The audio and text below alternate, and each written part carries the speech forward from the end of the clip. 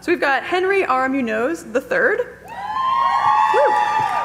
His title is Chairman and Creative Officer. So Henry R. Munoz III is a designer, social activist, opinion leader, and philanthropist based in San Antonio. As chairman of the board and chief creative officer of Munoz & Company, Henry leads one of the largest and oldest minority-owned design practices in the country. He is former vice chairman of the Smithsonian National Board, chairman emeritus of the Smithsonian National Latino Board, and currently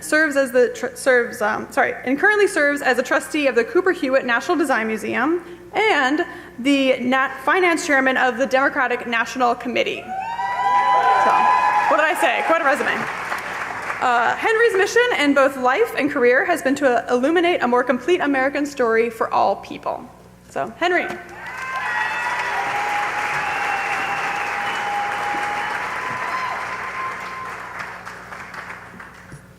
My God, Meredith, I tap danced on this stage once. I really sucked. And the last time I stood on this stage, I was dressed like Elvis Presley, like late in life Elvis Presley. And I'd had a few Jell-O shots. I'm funnier with Jell-O shots. I hope that you all enjoyed tonight as much as I enjoyed that night. And I want to thank everybody for coming and the organizers, but in particular, I want to thank the people who are in this audience who've shared this adventure. I wanted to talk a little bit about my family and our story and South Texas and the role that we play in the country. Okay, space bar. I used to think that life was a journey, and it's a well-documented fact that I never went to architecture school, but now I believe that life is a design project and we have choices that we can make, and it impacts not only our own life, but the lives of others. This is a picture of Austin, Texas when I was 6 years old, and a very important moment in the history of our country. It was the first time I realized that we were part of something bigger than ourselves.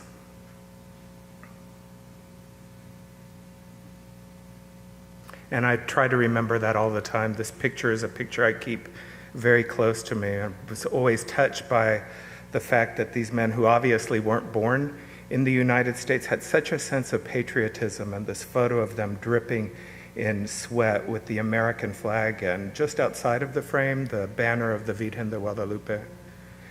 And every design project needs a great foundation. The foundation of this one was my mother. Life is better with strong Latinas to manage everything, and she is probably the reason why I love fashion and design as much as I love politics. Pretty groovy picture. And she told me that she knew I was gay when I was 7 years old and I walked out of Funny Girl Singing People, and I once got a chance to tell Barbra Streisand that, and she said, "Yeah, I've never heard that before."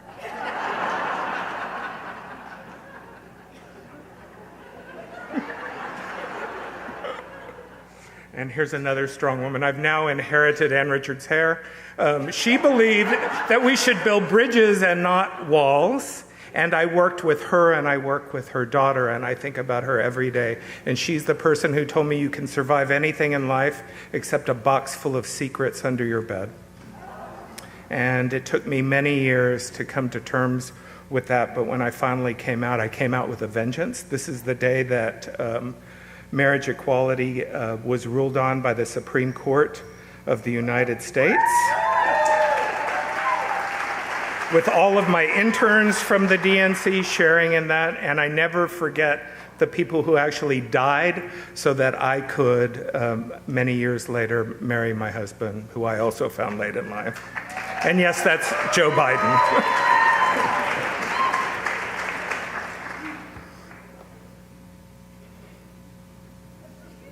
And I think that ideas are important, but so are places, because you can imagine when people didn't have a place to go, when they didn't know that there were people that were like themselves, searching for community. This is Stonewall, one of the latest national monuments, which the President of the United States actually wanted to undo.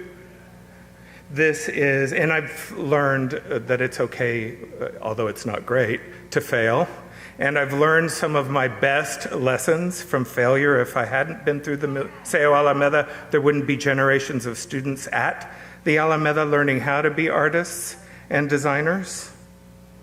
And if there hadn't been a Museo Alameda, there probably wouldn't have been a commission that will establish the Smithsonian American Latino Museum on the Mall in Washington, D.C. That's a lesson that San Antonio taught to the country.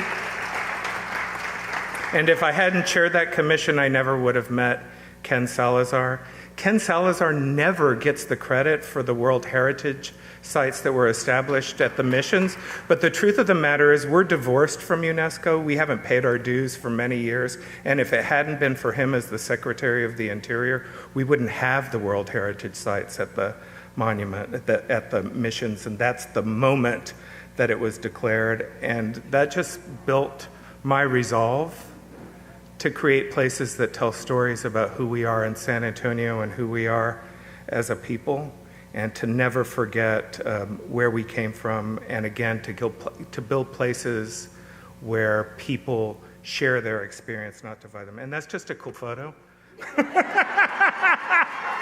This is a presidential selfie on the last day, on my last official trip with President Obama, and he told me, well, you have a voice, how are you going to use it now? And I think about that all the time because I realize that nobody really gives you anything. Demography is not destiny, and you have to lead the way for future generations of leaders, particularly when you can't see, you can't be what you can't see. And there is a debate in this country at the moment about immigration and immigration reform, and those are the two sides of it.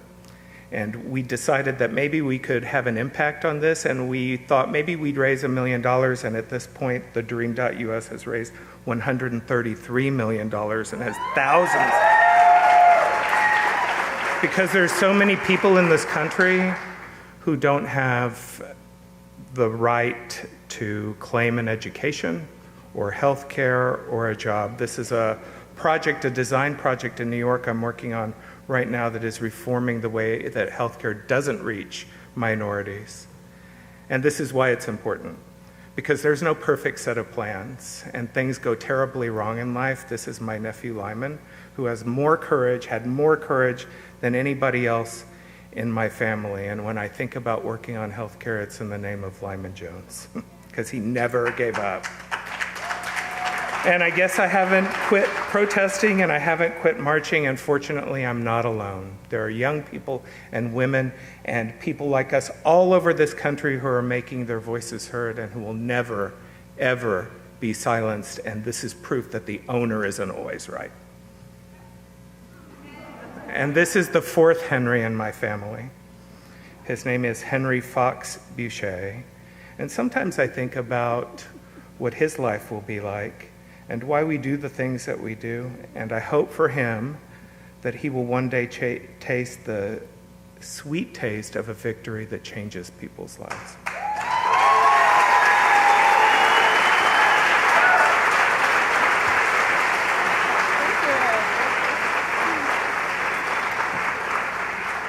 That was fantastic. Thank you, Henry. Okay, so first question, you were married by Joe Biden? Can we hear a little bit more about that? Also, where? It looked like you were on the set of The West Wing. Where? Let's have it. So that day that there was the picture of the Supreme Court, I was walking up the steps and my phone went off and it said, no caller ID. And I thought, well, it's either a salesman or something, but something told me to pick up the phone, so I answered it and they said, sir, the vice president would like to talk to you. And he said, Henry, you're the first person I'm calling. And he said, you never had to evolve me into believing in marriage equality. And I said, I know that. And he told me a story about when he was growing up, that his father would walk him to the train station every day, and there were always these two men. And he asked them one day, they would embrace and they would kiss. He said, what's that? And he says, it's just love, son. And I never forgot that. So about that time, Kyle and I were getting serious, and I said, well, if I ever get married, you have to marry me, Mr. Vice President. He said, I will. Aw, that's amazing. That's awesome. That sounds like.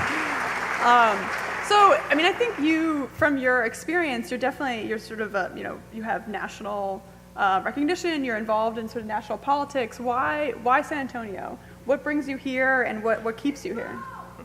Yeah. It is home, and we're not lame. And, we have a really important story to tell to the rest of this country in treacherous times. I mean, we have always managed to negotiate with each other in a way that displays cultural understanding, which is what the world needs right now. And we're different than even other Latino cities, but if you think about the shift in the demographics of the country, San Antonio is a really important, fun, beautiful place to be in, an incredible laboratory for democracy. Yeah. Thank you. So last question. You talked a little bit about, you showed a little bit the San Pedro Creek project. If you haven't had a chance to check out San Pedro Creek, it is absolutely incredible. Beautiful project, looks gorgeous, daytime, nighttime, all the time. But there's more to come, right? Can you tell us a little bit about that? If you haven't been down to San Pedro Creek, San Pedro Creek was a ditch for about 50 years. And before it was a ditch, it was a beautiful waterway that was in many ways the living room of our community. And it was connected to San Pedro Park, which is the second oldest public park in the United States. It's the second oldest public park in the United States. And because of the way that we deal with flooding, it was a dividing line instead of a place of unity. So it has now become a park that tells the story that wasn't being told in libraries and museums and archives. Many people feel like it was the intersection between the Spanish and the indigenous. And I hope that as it continues to grow and evolve, like the Riverwalk, that it will be a place that not only is a place of beauty and storytelling, but that it becomes also an experiment in urbanism when you think about all of the cities that are shifting, and it will be, I hope, a place that is connected by opportunity so that people who don't have resources can gain access to resources in the future. Yeah. That's what San Pedro Creek is about. Yeah, absolutely. Well, thank you. Thank you, Henry.